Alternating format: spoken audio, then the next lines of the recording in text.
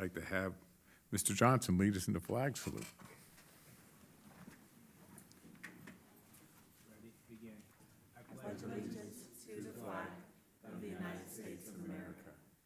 To the republic for which it stands, one nation, under God, indivisible, with liberty and justice for all. At this time, we'll have a moment of silence.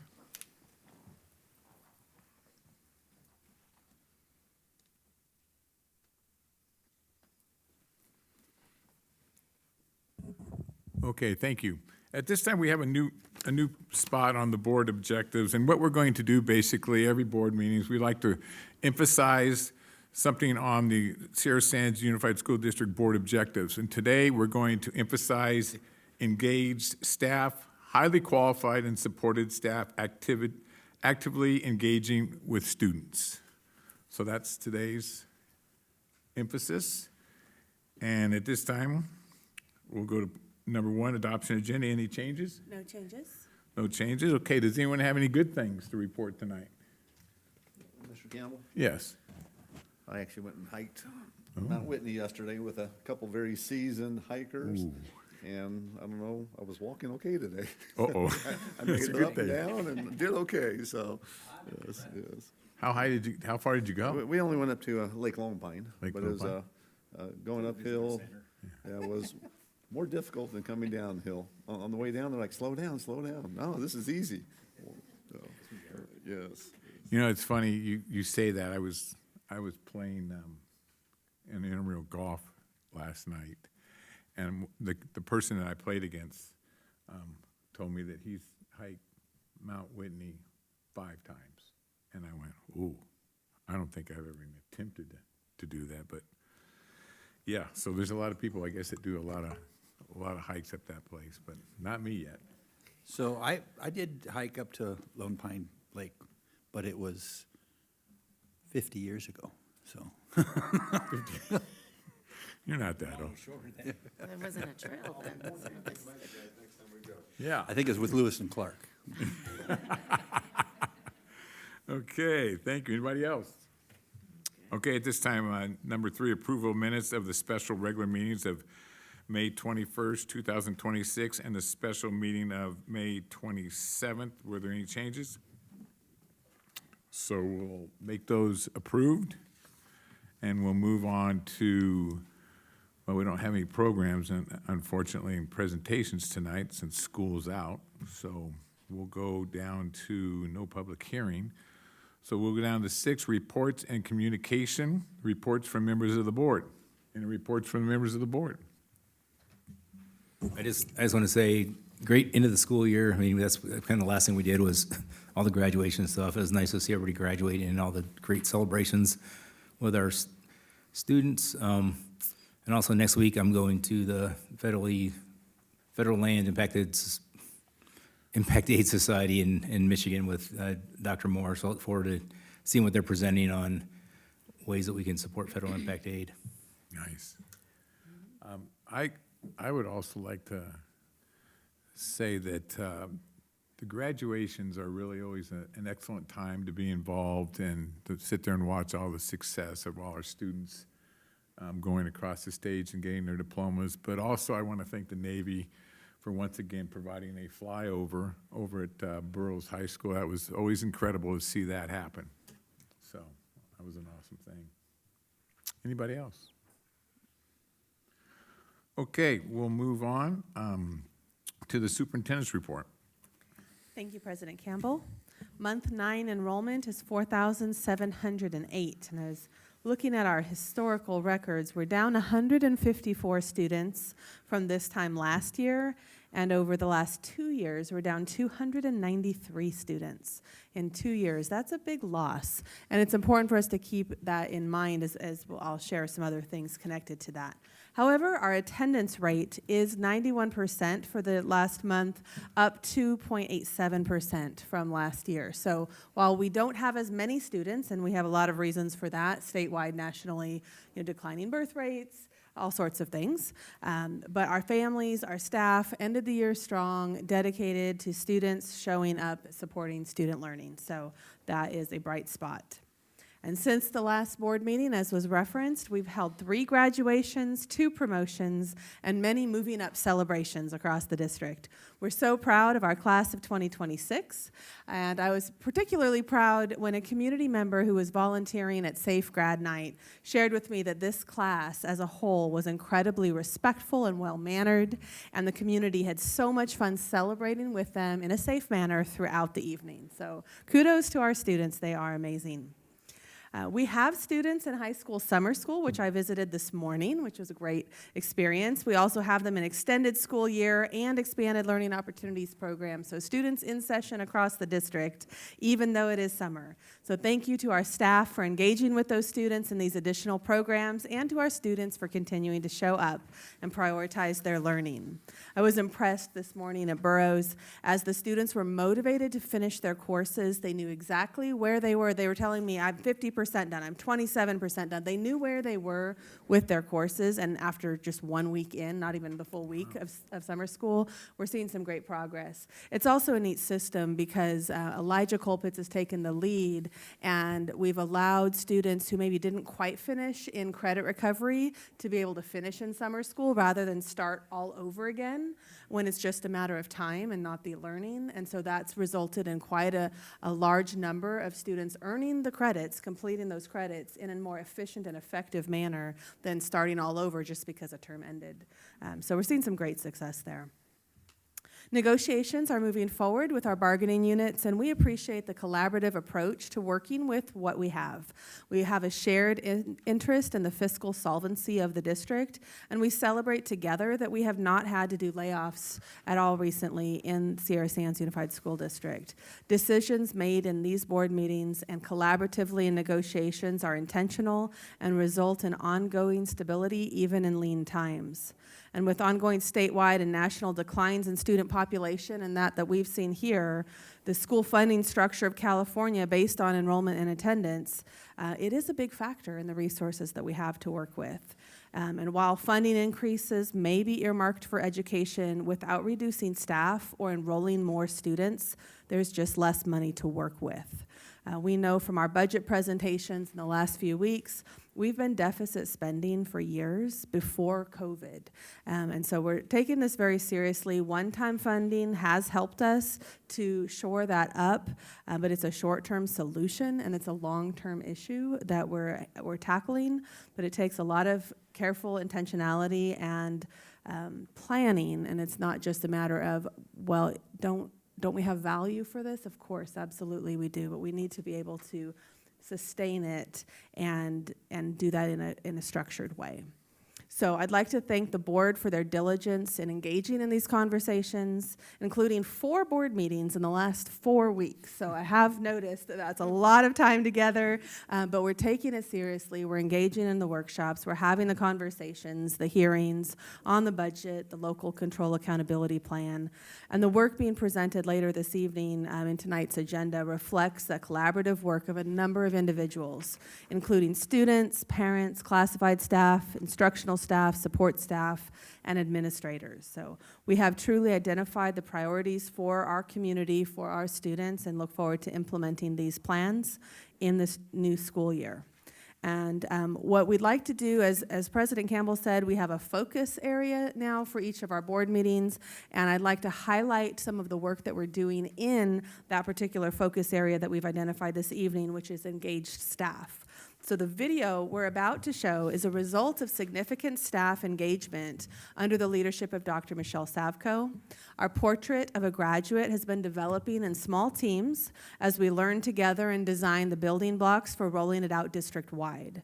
This spring, she convened a team, the Portrait of a Graduate Senate, which is an advisory team that met and outlined the soft launch that we did with all staff last month, and the full launch, which is scheduled for August. And one of the staff members in the Senate is Ms. Melanie Arrieta. And she was so inspired, she volunteered her students from the video production program at Burroughs High School to create these videos for our staff members, and each grade span of teachers has a specific video for the grade span that they teach to unveil the program and to give an overview. So we'd like to share this video that is for the junior high school staff members.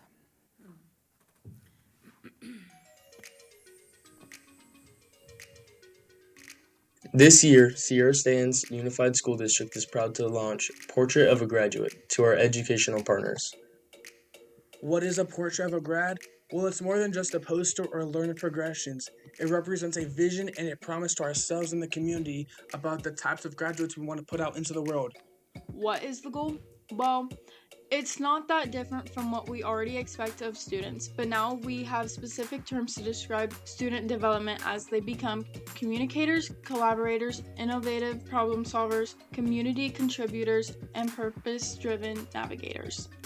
In a junior high school environment, this may look like a student who writes structured essays to convey ideas effectively, appreciates the value of diverse ideas in solving problems and making decisions, Integrates and analyzes information from multiple sources to solve real-world problems, evaluates the ethical implications of their actions and decisions, And overcomes challenges as opportunities in meeting their goals.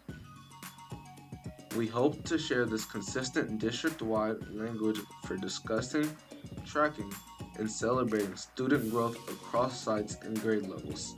Our main goal is to help find the alignment between the vision and the great work already done by teachers in supporting student development. We hope you can see the vision too.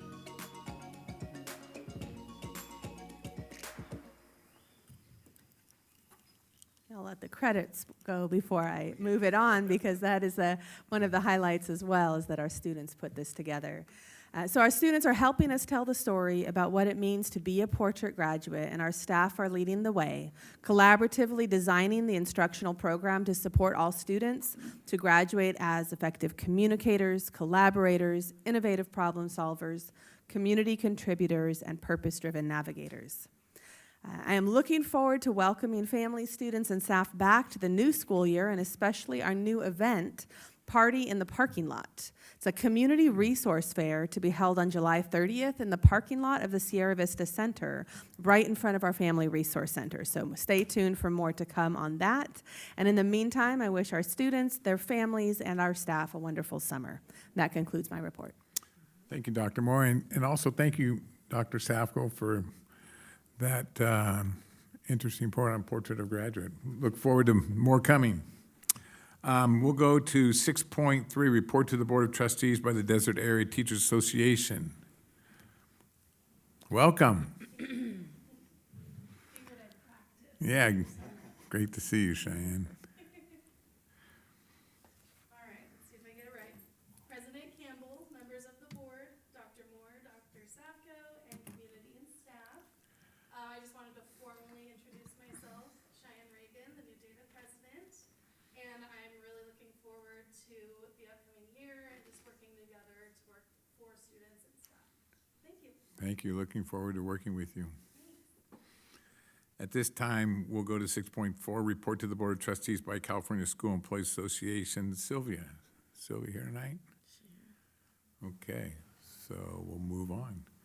The next one will be communications from the public, 6.5. And as this time, members of the public may address the board on an item not on the agenda. Comments should relate to items of public interest within the board's jurisdiction. The law prohibits the board from taking action on items not on the agenda. If appropriate, your comments will be referred to staff for response. When addressing the board, please state your name and limit your remarks to 3 minutes. In accordance with board bylaws, the board will limit the total time for the public input to 30 minutes. Those wishing to address the board beyond the 30-minute time limit may do so at the end of the scheduled meeting agenda. We'll open up public comment at 6:14. No takers? I guess we'll close it at 6:14 and 30 seconds. And we'll move on to 7, Policy Review Committee. 1, approval of the updated board policies and administrative regulations. Dr. Moore. Thank you, President Campbell. This was discussed last week in open session under the governance discussion at our board workshop. And these edits are being recommended to comply with the updates to law that go into effect July 1st.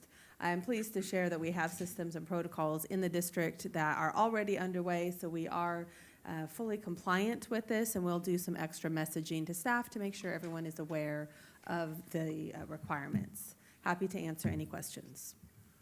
Move the recommended action. Okay, we have a motion and a second. Does anyone on the board have any questions? Staff or community?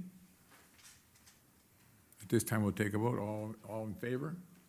Aye. Any opposed? Motion passes 5-0.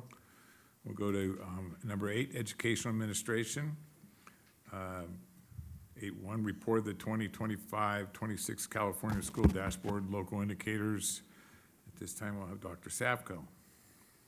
Good evening, President Campbell, members of the board, Superintendent Dr. Moore, staff, and community. The California School Dashboard reports performance and progress on both state and local indicators based on 8 state priorities. The local indicators are an extension of the dashboard, and we report on basic services and conditions, implementation of state academic standards, parent and family engagement, school climate, and access to a broad course of study. Because these priorities don't have mandated measurements for the dashboard, we select from kind of like a cafeteria, if you will, how we're going to measure those services. So that's what this report is. It's required annually, and then next week I'll submit it into the dashboard system. For each local indicator, the state board requires local education agency to annually measure its progress. That's what this report is.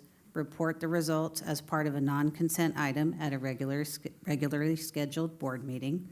And then it must be presented in conjunction with the adoption of the LCAP, which we'll have later. So provided that we satisfy those 3 requirements, which we have, we presume a performance level of MET for all of those indicators, and it's recommended that the board receive the report. It doesn't require any action. Okay, does anybody have any questions? From the community, staff? Okay, we'll move on. 8.2, approval of 26-27 school plans for student achievement. And Lee, how are you doing, Ms. Decker? Good. Good to see you. See if we can get this going. Is that good? Okay.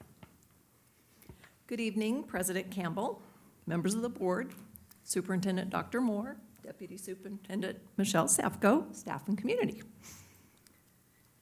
Schools that receive state and federal program funds are required to develop school plans to address annual priorities. These plans are developed by school site councils and define the actions to meet annual goals. We consistently incorporate the district's goals and actions in our school plans for student achievement so that we align with school-level program priorities with the district goals and priorities. Once a school plan is developed and approved, it must be continually reviewed.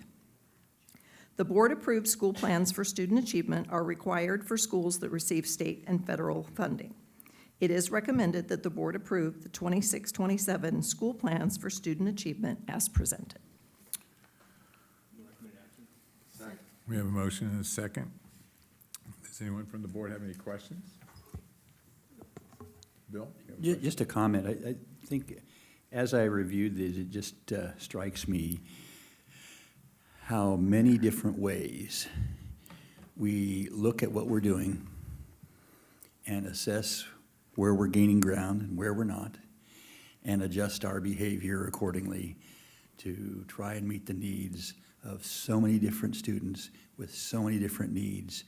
And I think the general public has no real clue of exactly what level of scrutiny that takes and the kind of commitment that it takes. And it just makes me appreciate so much more the work that our staff, teachers, and organization does to try and meet the needs of our students. It's pretty significant. Thank you. Anybody else? Any questions from staff or community? Okay, at this time, we'll take a vote. All in favor? Huh? Oh, we don't need a vote on this one? Oh, I thought we needed a recommendation. Okay. Did we? Oh, I lost. That was the last. I was trying to confusion. How'd I do? It's all right. You'll get even, right? All in favor? Aye. Any opposed? Motion passes 5-0. And we'll move on to approval of the new English Language Arts Academic Literacy elective course at China Lake Junior High School, 8.3. And it looks like that's going to be Dr. Sapko. The proposed academic literacy course is designed to provide 7th and 8th grade students at China Lake Junior High School with targeted instruction in foundational literacy skills, reading comprehension, and academic communication necessary for success across all content areas. I'd like to go off script a little bit and tell you a story as to why we're here. So I'll start with engaged staff, as that's our focus this evening. We have a very effective teacher on special assignment, Lisa Harper, who supports our secondary sites, and she's a former English teacher, so often her focus is English language arts and literacy.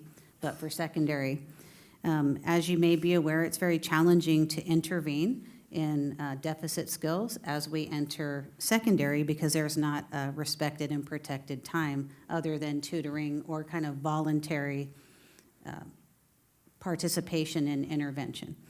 So this, Lisa Harper has continually looked for a way to meet that need. And so that's what this would meet. And another part of this story is that she noticed that West Ed had sent out information about participation in one of their research programs. Dr. Moore has experience with this particular West Ed program as she's led it in other districts. She brought it to Ed Services' attention, not Dr. Moore, Lisa Harper, and she advocated that we apply to participate in this program.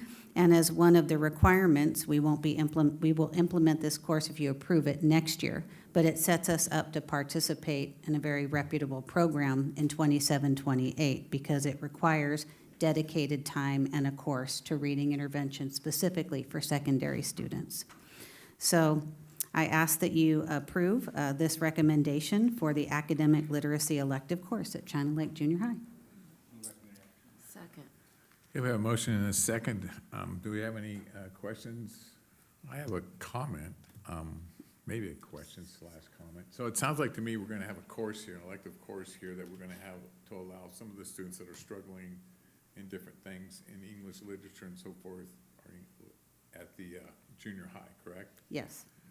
And that to me shows kind of what you said, we're engaged in students here, but I just think it's a great program that we can start so we can find those kids and put them into this situation to help them improve so when they go to the high school, they're ready to roll, which is, I think, an awesome thing we're doing. So anybody else, any questions? Just a comment, it's a very rare time that we see something that says financial implications, none. It's nice to see we're getting a better product for zero cost, so Yes. congratulations, thanks. Yeah. Any comments or questions from the staff or community? Okay, we'll take a vote. All in favor? Aye. Any opposed? Motion passes 5-0. And we'll move on to 8.4, adoption of high school career technical education pathway, personal services, cosmetology textbook, and instructional materials. Dr. Sapko.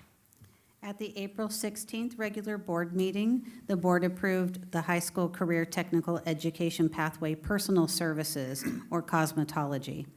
And on May 27th, a district instructional materials review committee in which we engage staff and parents in reviewing the recommendation for the textbooks for this specific pathway or course.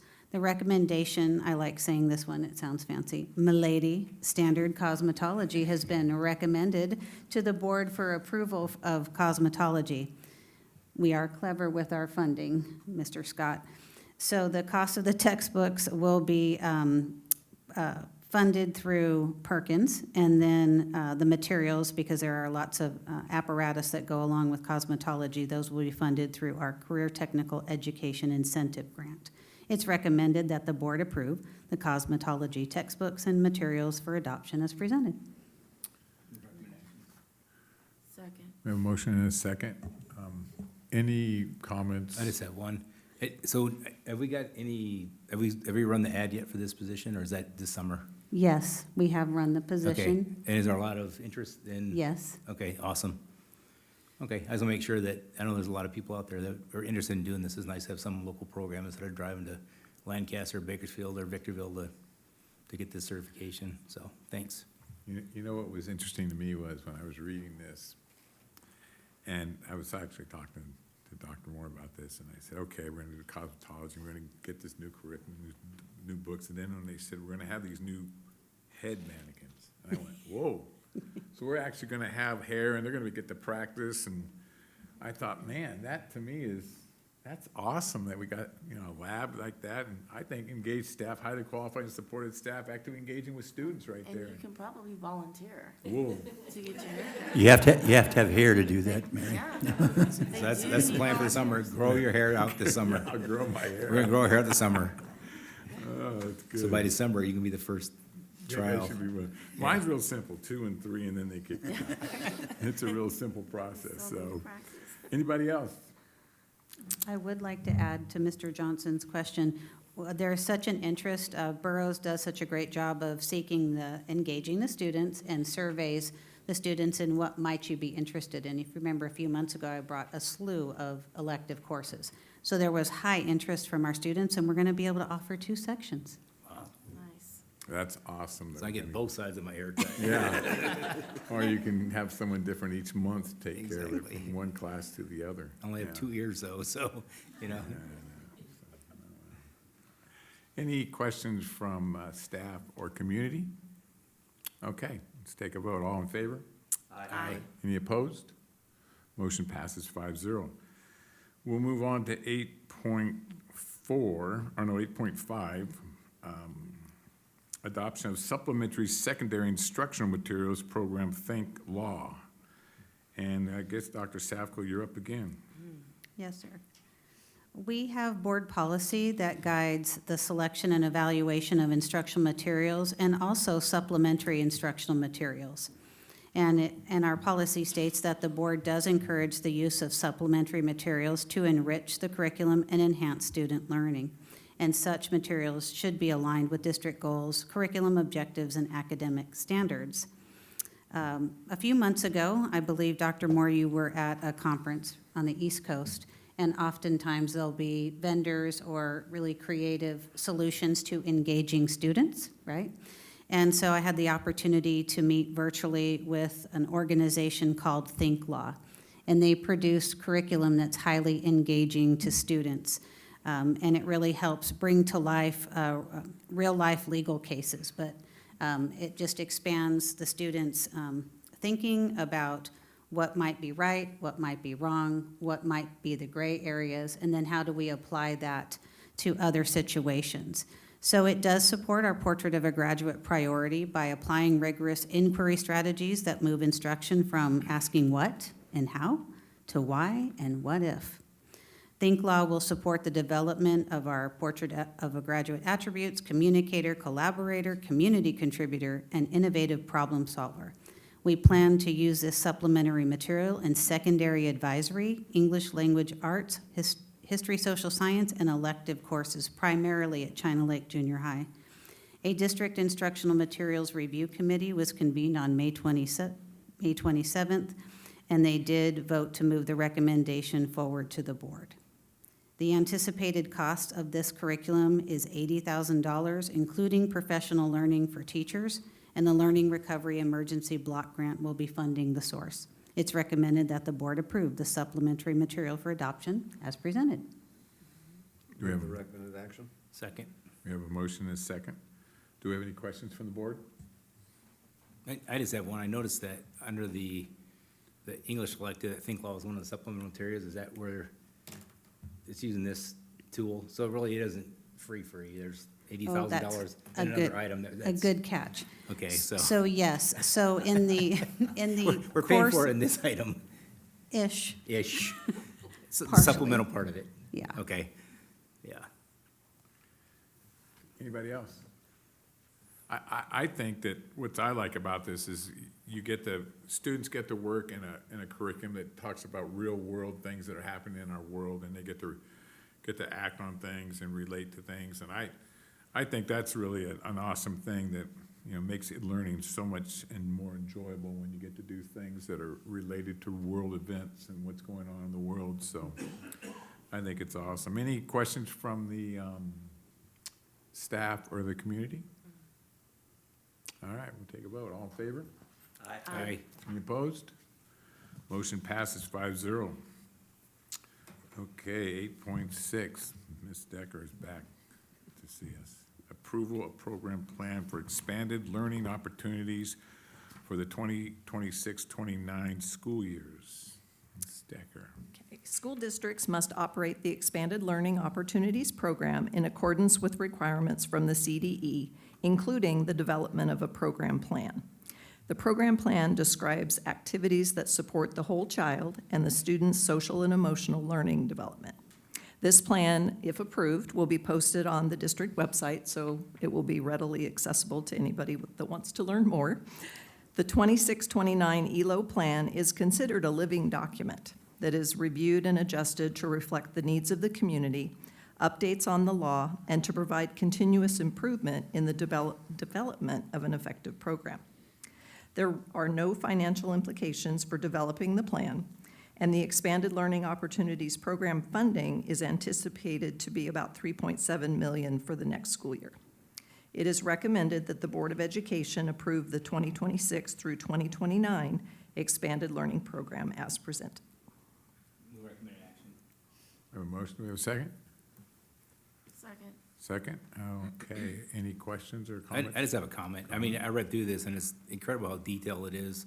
And I know all the hard work that went into it, because that's a lot of stuff. And it's nice to know the whole ELAP program was kind of a mystery to most of us, and it's really nice that this is, a comprehensive document that you can read and figure out what the actual plan is for the out years, and parents can read it and figure out what the program that we're actually providing to their students. So thank you.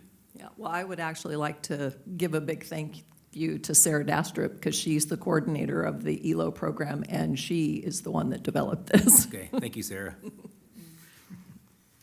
Anybody else? Any questions from the staff or community? No? Okay, we'll take a vote. All in favor? Aye. Any opposed? Motion passes 5-0. And we'll go to 8.7, approval of Minga contract for the 2026-27 school year. Looks like Dr. Safko.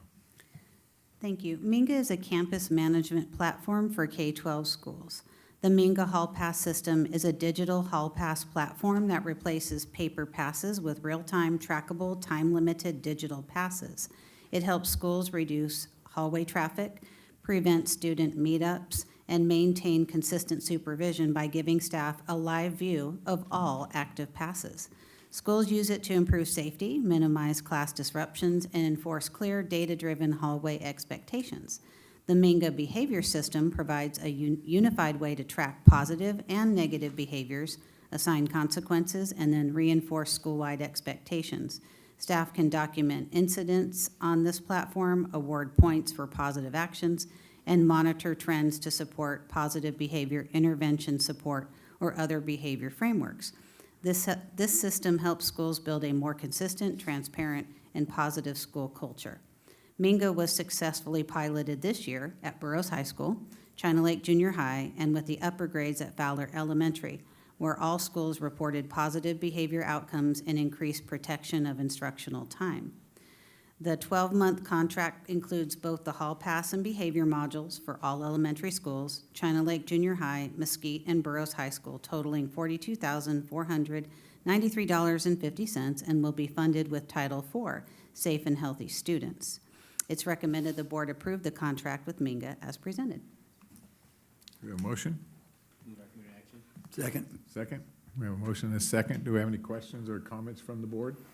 I guess I have a comment and a question. First of all, I think this is amazing, and it's amazing how we move forward in the world and things become much more comprehensive.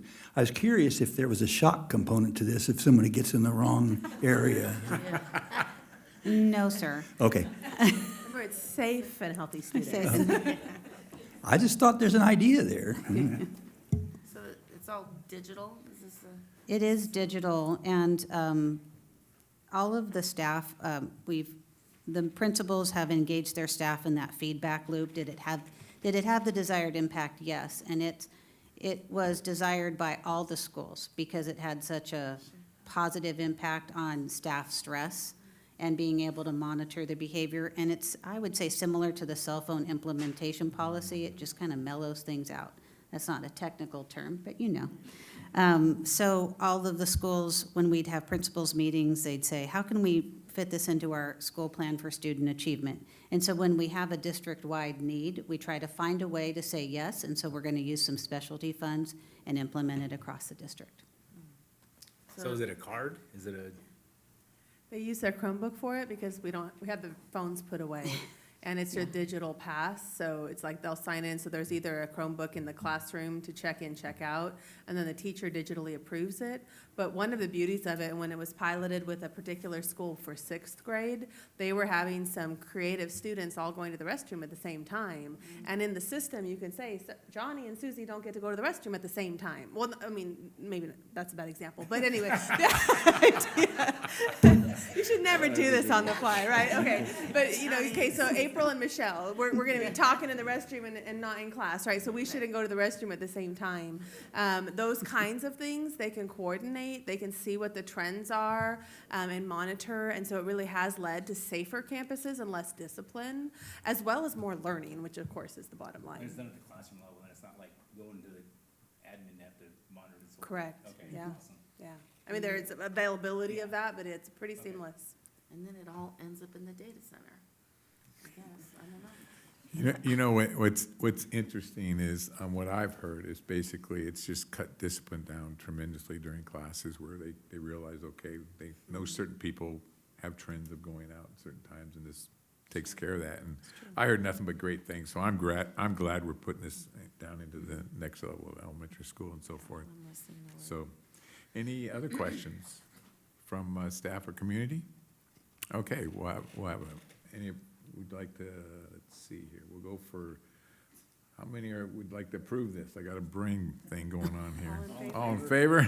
Aye. Any opposed? Okay, it passes 5-0, we'll move on. That happens when you get a little older, I guess. 8.8, approval of Pathful contract for the 26-27 school year. Dr. Sapko. Pathful is a comprehensive career readiness and development platform designed to bridge the gap between high school classrooms and modern workforce. The platform provides a progressive roadmap that transforms abstract career goals into actionable post-secondary plans.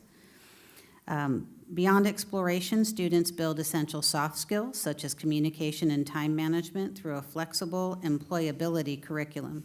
Tools like resume builders, lifestyle calculators, which might remind you of our work with the career trees, like what is your aspiration and how do you get there? And work-based learning trackers can ensure students graduate fully prepared for college, trade schools, or immediate career placement. Pathful will be used in our CTE classes at Burroughs and school-wide to support all students at Mesquite. The 12-month contract is multi-funded for both Burroughs and Mesquite, totaling $15,900. $12,650 will be funded using our CTEIG, I should never just do acronyms, Career Technical Education Incentive Grant for Burroughs High School, and the remaining $3,250 will be funded using Mesquite's Equity Multiplier Funds. It's recommended the board approve this contract with Pathful as presented. Move the recommended action. So we have a motion and a second. Any questions or comments from the board? You know, I've been talking a lot tonight, but I got to say this one.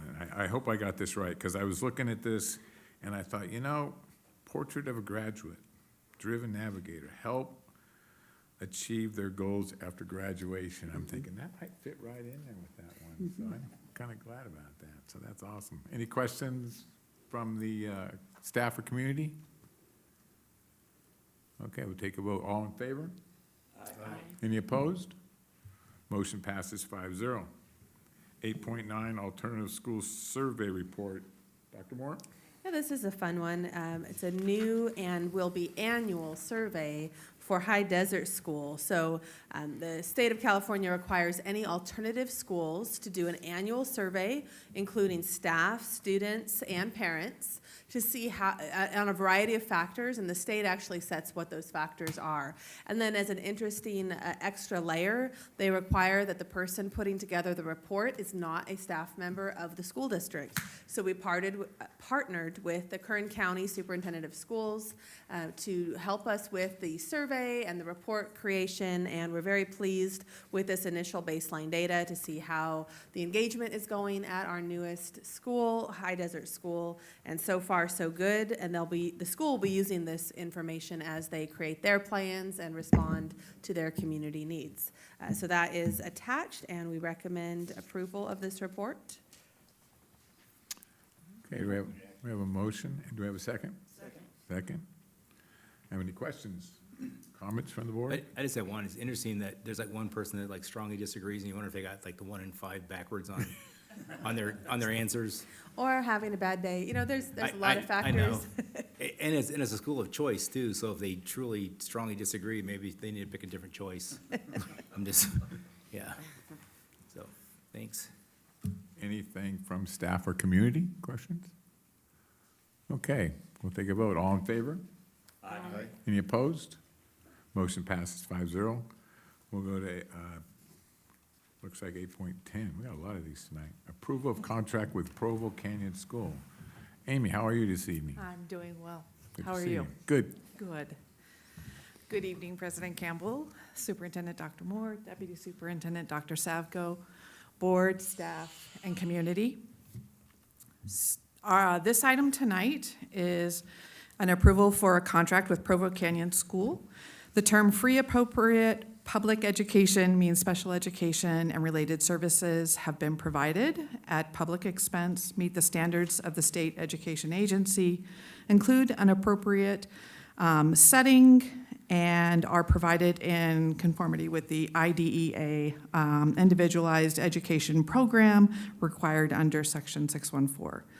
Under regulations implementing the IDEA, each public agency must ensure that a continuum of alternative placements is available to meet the needs of children with disabilities for special education and related services.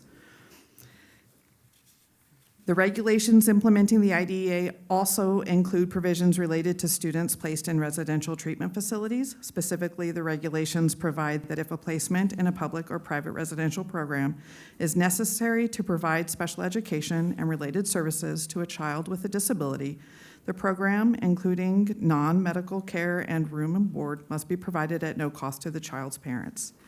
The financial implications of this contract is not to exceed $257,782 and is funded through the special education budget. It is recommended that the board approve the contract with Provo Canyon School as presented. We have a motion? We have a recommendation. We have a second? Second. Any questions from the board? Any questions from staff or community? Come on forward and we'll hear your question, and please state your name. My name is Barbara Bain. Come on up here. We're on TV, so we have to have the, Okay, because I can emote from the back. yeah, I know, but My name is Barbara Bain, and I'm curious as to how many students that figure serves. What are we talking So about? this figure here is a year contract for one current student. One current student. Okay. Thank you. thank you. Okay, at this time, any other questions? Okay, we'll have a vote. All in favor? Aye. Any opposed? Motion passes 5-0. And we'll move on to 9, personal administration, 9.1, approval of contract with Easy Speechy LLC for speech language pathologist. Amy. So our next two items are related to speech and language pathology services. So critical shortages of special education teachers and related service personnel, including our speech language pathologists, exist nationwide. The shortage of speech pathologists will continue to grow, and not only because there are not enough graduates, but also because the number of children diagnosed with communication disorders will continue to increase. The estimated cost of the therapy services will not exceed $152,625 and will be funded through the SELPA budget. It is recommended that the board approve the contract with Easy Speechy for the 26-27 school year as presented. Move the recommended action. Okay, we have a motion. Do we have a second? Second. Second. Any questions or comments from the board? I just have one. Is that for in-person or is that for teletherapy? This particular one is teletherapy. She has a specialization with our AAC devices and the assessment for that, which is why we have contracted with her. Thank you. Any other questions? Any questions from staff or community? Okay, at this time, we'll take a vote. All in favor? Aye. Any opposed? Motion passes 5-0. And we'll go on to 9.2, approval of contract with Parallel Learning Incorporation for speech language pathologist. So as our last item, this item is also for speech and language pathologists to provide telespeech therapy services. This contract is for 4 providers. The estimated cost of the therapy services will not exceed $577,200 and will be funded through the SELPA budget. It's recommended that the board approve the contract with Parallel Learning as presented for the 26-27 school year. We have a motion? Move the recommended action. Second. Second. Do we have any questions from the board? Staff or community? This time we'll take a vote. All in favor? Aye. Any opposed? Motion passes 5-0. 9.3, thank you. Thank you. Point 3, creation of new classified position, California Community Schools Partnership Program, Family Liaison. Mr. Auld, how are you tonight? I'm good, thank you. President Campbell, Superintendent Dr. Moore, Deputy Superintendent Dr. Savko, members of the board and community. The CCSPP acronym stands for the California Community Schools Partnership Program. The district had applied for a grant that would allow us to develop our program, and we were successful in that, and now we're into the implementation piece. The family liaisons will be at Mesquite. There'll be 2 positions, one at Mesquite and one at Pierce, and their role will be to help educators and the community school coordinator maintain good communication and connection with families at each site. Their day-to-day responsibilities focus heavily on the whole child, whole family philosophy designed to help families navigate the public education system, connect families to essential wraparound services, connect with families regarding student attendance, plan and facilitate parent education and family engagement opportunities, help recruit and support family participation in shared decision-making structures, and collaborate with local community organizations to coordinate resources. Financial implications, the positions will be compensated at a range 26.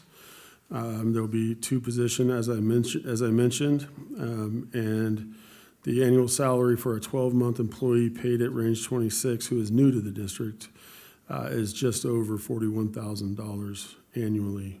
That doesn't include health and welfare or other statutory benefits. The funding source for these 2 positions will be the CCSPP grant. It's recommended the board approve the new classified position of CCSPP Family Liaison as presented. Move recommended action. We have a motion. Do we have a second? We have a second.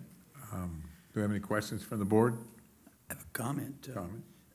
I am struck by how many actions we have taken tonight, and how many topics we've discussed have direct correlation to our objectives. And this particular one, talk about community engagement. There it is right there. And I just want to take my hat off to our staff for understanding what we feel is important and addressing those issues in such a broad manner. I mean, there are so many. If you look back at what we've talked about tonight, we talked about the portrait of a graduate. So many things draw a direct line, and I really appreciate that kind of responsiveness. So, Thank you. Anybody else? Any questions from staff or community? This time we'll take a vote. All in favor? Aye. Any opposed? Motion passes 5-0. At this time, we'll go to 9.4, approval of third amendment to the superintendent's contract. And I will read this. The third amendment increases Dr. Moore's salary to $264,955 for the 26-27 school year pursuant to a previously approved superintendent's salary schedule. The third amendment extends the term of Dr. Moore's employment contract through the end of the 2028-2029 school year and provides for further one-year extensions so long as the superintendent receives satisfactory or better performance evaluations.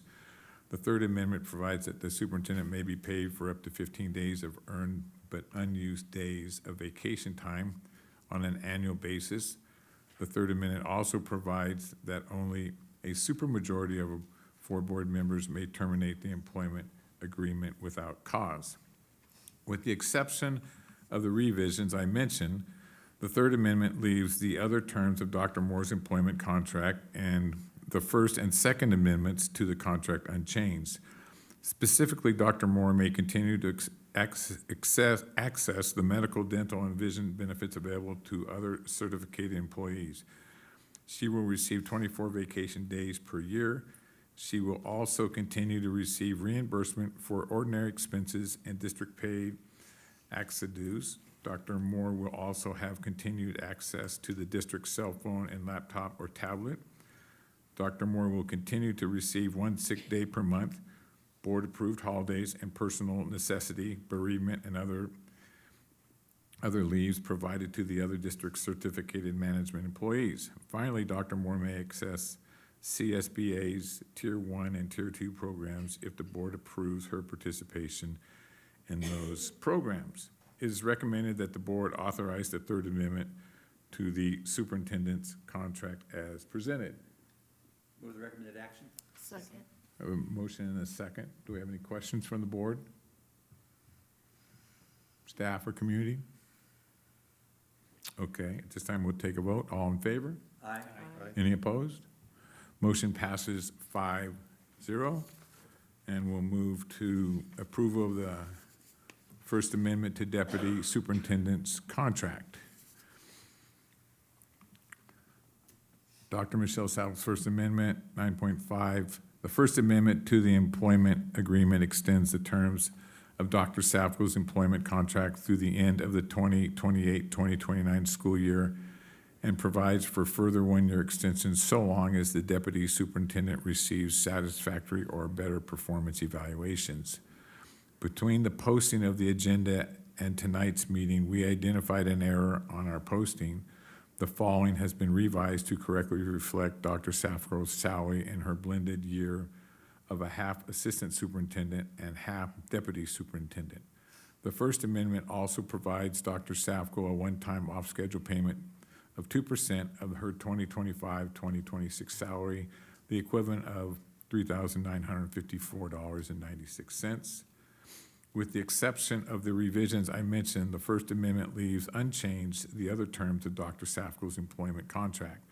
Specifically, Dr. Safko will be placed on step 2 of the salary schedule for the deputy superintendent, earning $219,312 during the 2026-2027 school year. Dr. Safko may continue to access the medical, dental, and vision benefits available to other administrative employees. She will receive 24 vacation days per year. She will also continue to receive reimbursement for ordinary expenses, district-paid AXA dues, and district coach during the 2026-2027 school year. Dr. Safko will also have continued access to the district cell phone and laptop or tablet. Dr. Safko will continue to receive 1 sick day per month, board-approved holidays, and personal necessity, bereavement, and other leaves provided to other district certificated employees. It is recommended that the board authorize the First Amendment to the deputy superintendent's contract as presented. Move the recommended action. Looks like we have a motion and a second. Do we have any questions from the board? Staff or community? At this time, we'll take a vote. All in favor? Aye. Any opposed? Motion passes 5-0. Moving on to General Administration 10.1, approval of dissolution of schools legal service, JPA, and legal services agreement. Dr. Moore. Thank you, President Campbell. The school's legal service is one of several legal teams that we reach out to and work with as needed. And it is a joint powers authority currently, and as they've been looking at their structure, they have decided it is in the best interest to disband the JPA and simply exist under the Kern County Superintendent of Schools. Same people, actually same structure, mostly just not as a JPA. So we'll still get the same service. And so this is a resolution and a services agreement in one action that we're recommending as one of the member districts.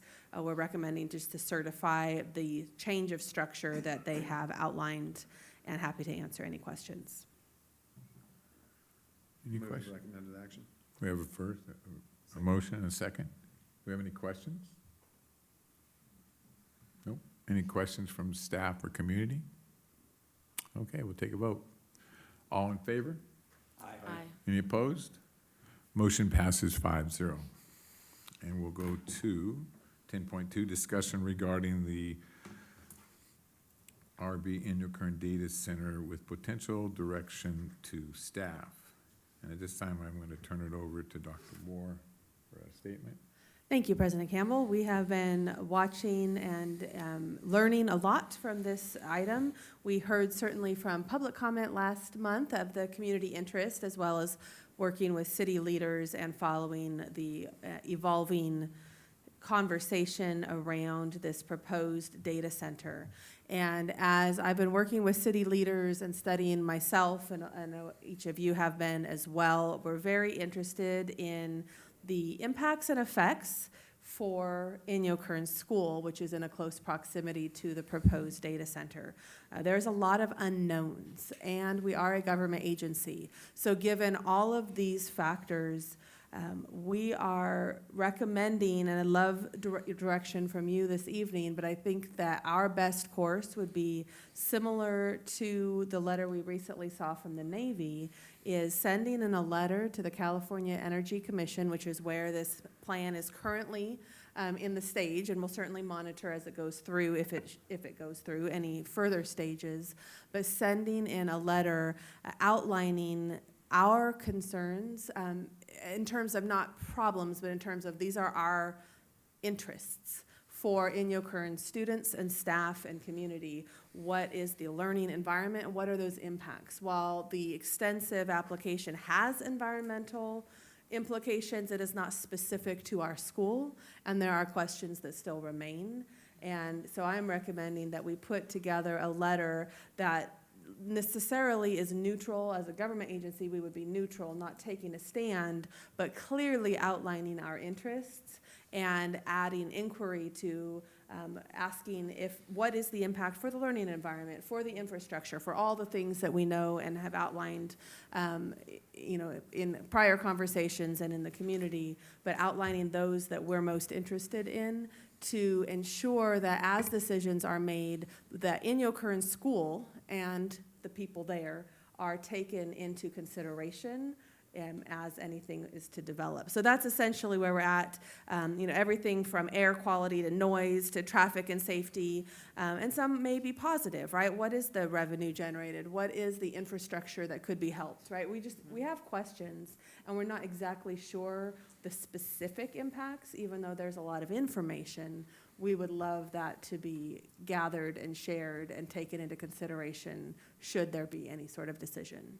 So that's kind of where we're at. I have been in a number of conversations and could share some about where the different city leaders are landing. Of course, we saw the news about city council, and we saw the letter from the Navy too. But that's kind of where, as a government agency, we feel is the right way. I did speak with our legal team as well, and I shared some of that confidential information as far as where our parameters could be as a school district, where they're not coming to us for approval, but we certainly have an interest on behalf of our students and staff and the community that we serve.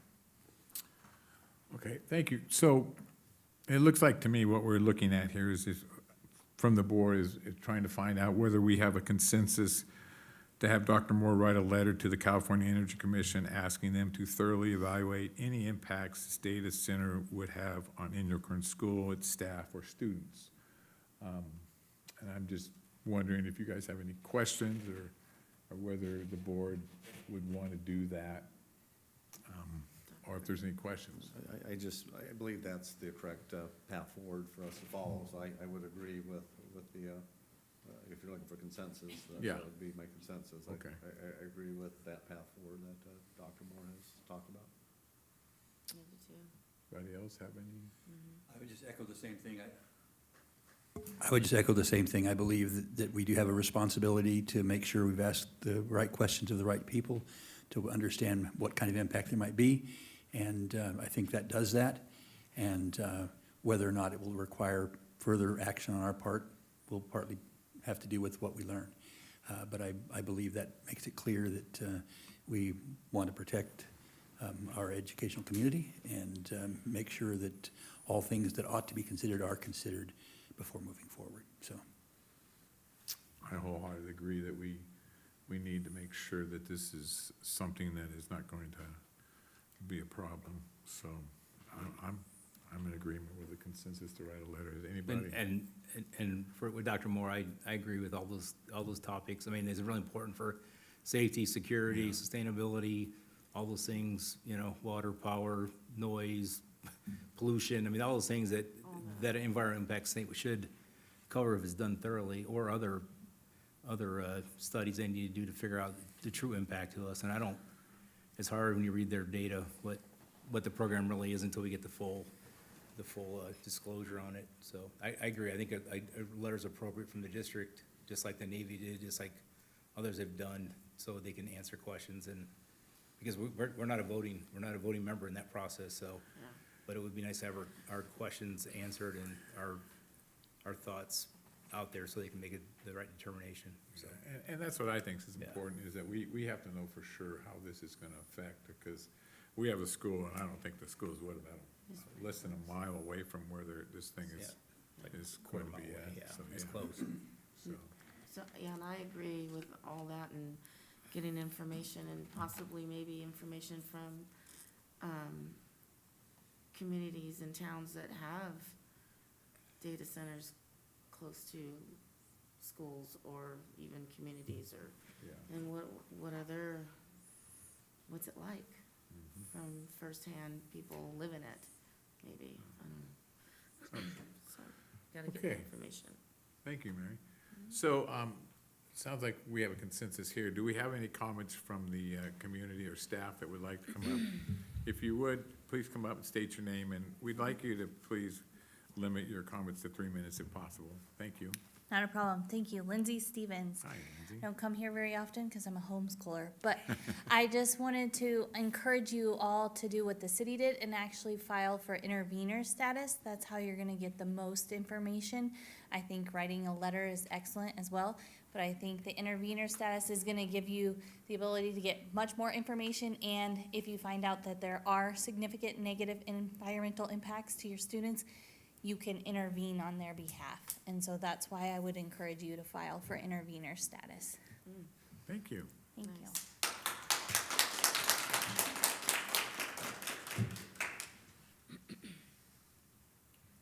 My name is Barbara Bain. I'm on the comment list for the California Energy Commission. I would recommend that all of you dial into that site and put your email on the list to receive each comment that's made. And that also includes technical data. For example, today, I have a copy of a 30-page request of data insufficiencies in the amount of information that the contractor Embarker has submitted. This is from Elizabeth Huber, the project manager who works for CEC. 30 pages of deficiencies or lack of information that has not been supplied with the proposed developer's plan. That is immense, and it ranges everything from air quality to maps that are completely unreadable. The amount of data they have not supplied actually staggers me. I'm a former construction worker and project manager myself. I'm staggered by what they did not submit with their proposal. But I would urge you to get your name on that list so that you can be more aware. Now, there's a 30-day time frame for this demand for additional information from the developer.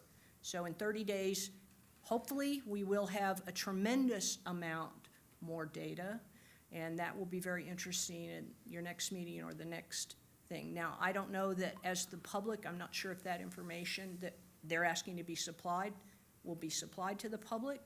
If that's public documentation, I don't know. But again, you might check out this intervenor status so that you may be privy to reading these 30 pages of requirements that were not submitted so that you can see them later. Thank you. Could you give me that name of? It's Elizabeth Huber, Huber. She is the project manager. If you'll give me your email, sir, I'll send you a copy of this PDF, but you can also go there yourself. Yeah, you can get my email off the Okay. SSUSD. You can go to our the website. site and download every comment that comes in. If you type in your current data center, every comment that comes into the California Energy Commission can be notified and sent to you, or you can go to the site and read them yourself. That's all public information, everybody's comments. This one is just particularly interesting because it comes from the CEC itself, and like I said, it's pretty staggering in terms of the deficiencies in this proposal. Thank you. Thank you very Appreciate much.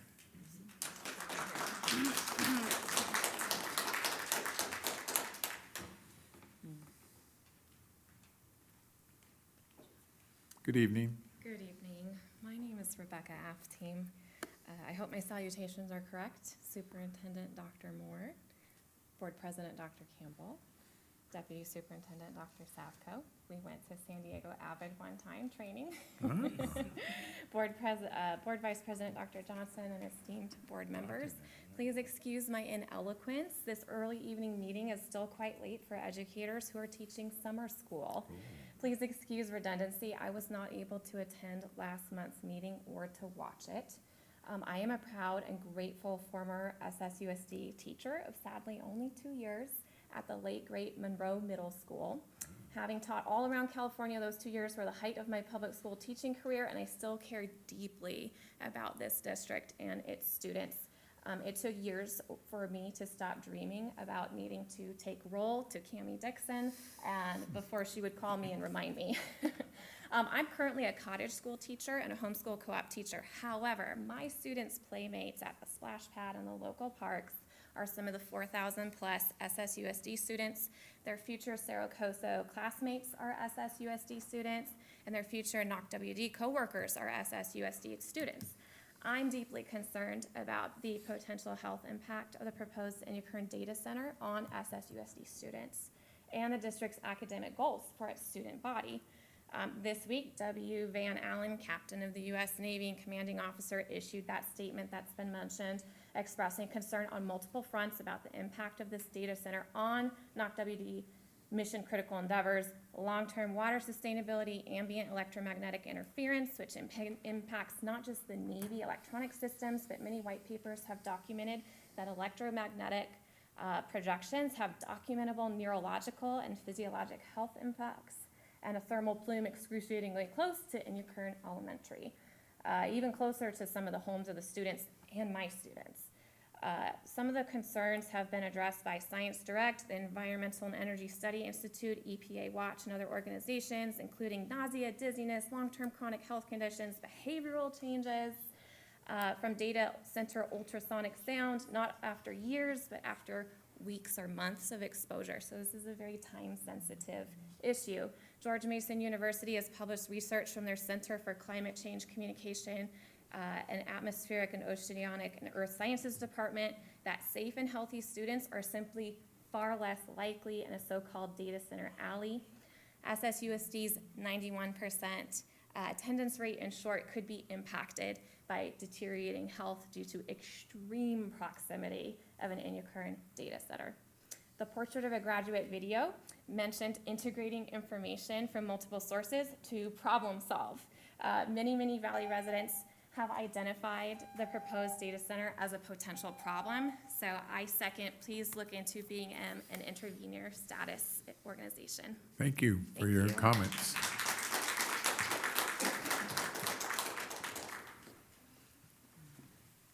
Good evening. Good evening. My name is Jennifer Slayton. First, I want to just be recognized for a moment that I didn't speak to any of the items tonight instead of every single one as usual, so you're welcome for that. But I think the letter is an excellent place to begin, and I also would echo the intervenor status just because that will give you a little bit of leverage if you do feel like something is left out. As Ms. Bain mentioned, the first data request came out, and it was interesting because the CEC said, you seem to have omitted some sensitive receptors, including Inyo Kern Elementary School.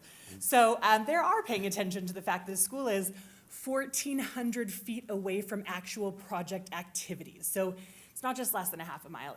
You can see it right there. I was gonna make a sports analogy, but I'm not going to. But it's so close. And when you look at even what's required with the zoning, we really don't feel it's compatible with zoning. A couple of other things that have come up since I came last month, which is emergency planning. And especially with the limited resources we all know that we're paying taxes for with our fire. I'm really making sure that that contingency is included in whatever letter is sent. The other thing that has been brought up, which I don't live in Inyo Kern as much, so maybe there are some parents here who might want to speak to it, but a lot of kids cross the street when they walk. So you have huge trucks coming in and out for 4 years of construction with small children. So if that's going to be an issue, like that really does need to be something that the company is addressing if they are built, addressing beforehand to ensure our children are safe, because there are already concerns that have been addressed there for many years. The other thing that I did want to just kind of caution is, obviously they always say, oh, your property tax is going to be so great. Well, we all know most of it's going to go to Bakersfield. The rest of it's going to go to Sacramento before it comes to us in LCFF, so it doesn't actually improve a bottom line here. There will be impact development fees. That's 100% true. But the other thing we know comes with data centers is huge increases in rates for water and power. So I don't know what you all are paying. I know a lot of districts have done a lot of solar. But I don't know that I would necessarily say that that's going to be a net win for a district the way that California structures our rates. So I would probably just kind of treat that as a third rail and sit that one out. But I do think that that's probably kind of a nuanced discussion that it's going to be hard to figure out. So, but the one thing that I would echo is if you do have intervenor status, you'll get a lot more access to find that out. And then if it does get to the point where we feel that the CEC has not done their job to actually review these things, the district could actually object to the findings. And we were looking at prior data centers, and that's something that had happened, not a school district, but a public agency said, we object, we file a motion to stop this and appeal. And then that does put us in a powerful position to ensure our children are protected. So also one other thing, I'm sure it's already on your radar, but I was surprised because I was traumatized that Inyo Kern Elementary did not get community schools funding. 80% of those students are socioeconomically disadvantaged. And environmental justice is a real thing that carries weight in California, so I would strongly encourage the school district to come from that angle to really let the CEC know that this is an environmental justice question. Some of our poorest kids are in that district from rural areas across the district are in that school, and it does disproportionately affect them. Thanks. Thank you.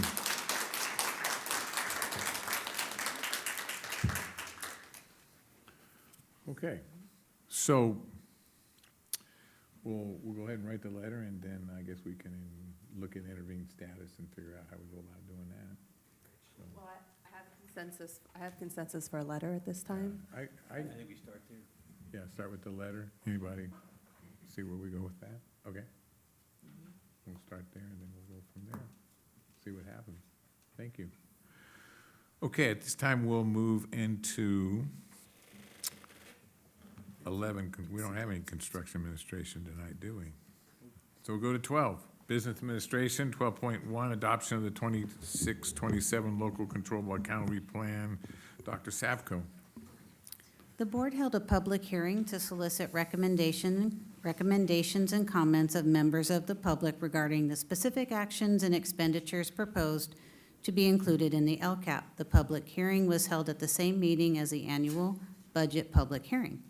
Sierra Sands conducted the public hearing on June 4th, 2026 at a special board meeting. The board is required to hold a second public meeting after, but not on the same day as a public hearing to adopt the LCAP. This meeting must be the same meeting as the adoption of the district budget.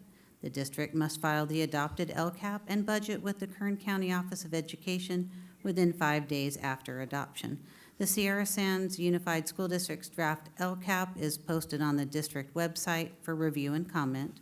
There aren't any final financial implications, and it's recommended that the 26-27 LCAP be adopted as presented. Move the recommended action. We have a motion and a second. Do we have any questions from the board, staff, or community? Okay, at this time, we'll take a vote. All in favor? Aye. Any opposed? Motion passes 5-0.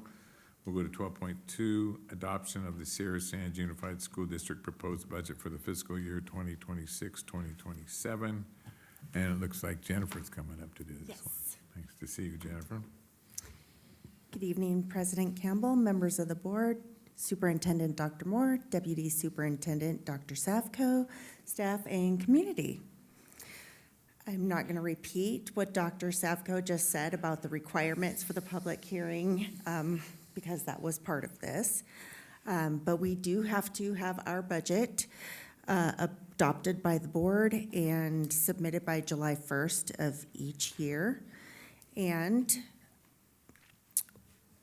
what we had for this budget preparation, in addition to all the staff input, is assistance from School Services of California, the California Department of Education, the Kern County Office of Education, and the Fiscal Crisis and Management Assistance Team to help formulate all the different financial pieces of our budget. Some of the notable changes to the governor's proposed budget in the May revision, which was taken into consideration in proposing this budget, included the local control funding formula, added COLA, cost of living increase for 2026. It proposed a statutory COLA of 2.87%, along with the additional discretionary LCFF base grant investments. Plus, there was a proposed addition of 1.44% LCFF funding for the new paid pregnancy disability leave requirements and the rising costs. There was changes with the Proposition 98 funding. It reflected improved state revenue projections and increases the Proposition 98 minimum guarantee for the TK-12 education and community colleges compared to the January proposal. The May revision projects Proposition 98 funding at approximately $127.1 billion for 26-27. That is an increase over the January projection of $125.5 billion. The governor had made his comments to withhold $3.9 billion pending certification of the 25-26 revenues in the spring of 2027. The special education portion of the May revision indicates that there will be increases ongoing Proposition 98 funding for the special education and reflects an increase in the AB 602 base rate compared to the January proposal. Federal title programs, there's continued uncertainty in it. Remains regarding potential reductions to the federal title program funding due to ongoing federal budget discussions. And then there is notification that the CalPERS employer contribution rate decreased from 26.81% in 25-26 to 26.4% in 26-27. The district's budget does continue to maintain the board's required reserve level of 5%. And it's noted that the state budget has not yet been finalized at the time of preparing our document, the budget. So in the event that there is a significant change, we will have 45 days after that budget to bring any types of changes that we need to. The district also maintains its positive certification and continues to remain fiscally solvent in 26-27 and the 2 out years.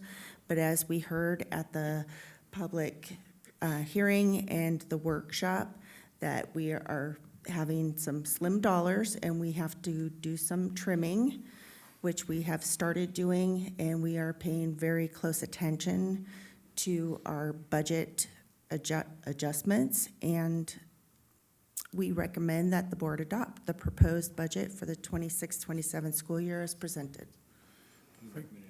We have a motion. Do we have a second? Second. Do we have any questions from the board for Jennifer? None? From the staff or community? I just appreciate at our workshop, was it last week? Yeah. That we went through all this in detail, and so when we come to review the budget tonight, it's fresh in our minds, and we understand it, not just read a board packet and get the data. So I truly appreciate those workshops, and thank you for Connie for all your hard work. That was really nice to have you present that, so we all feel good about approving the budget tonight. So thank you. Yeah, it always makes it nice to have a first and a second, so we can get a good idea before we come to the meeting. No other questions? Okay, we'll take a vote. All in favor? Aye. Any opposed? Motion passes 5-0.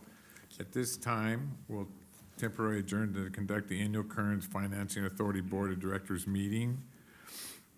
The first on our agenda is the adoption agenda for today's work. Are there any changes? No changes.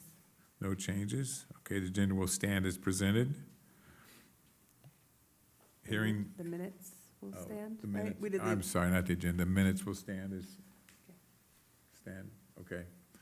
So if everything is good, then we'll close the meeting of Inyo Kern at 7:21 for the Inyo Kern Schools Financing Authority Board meeting.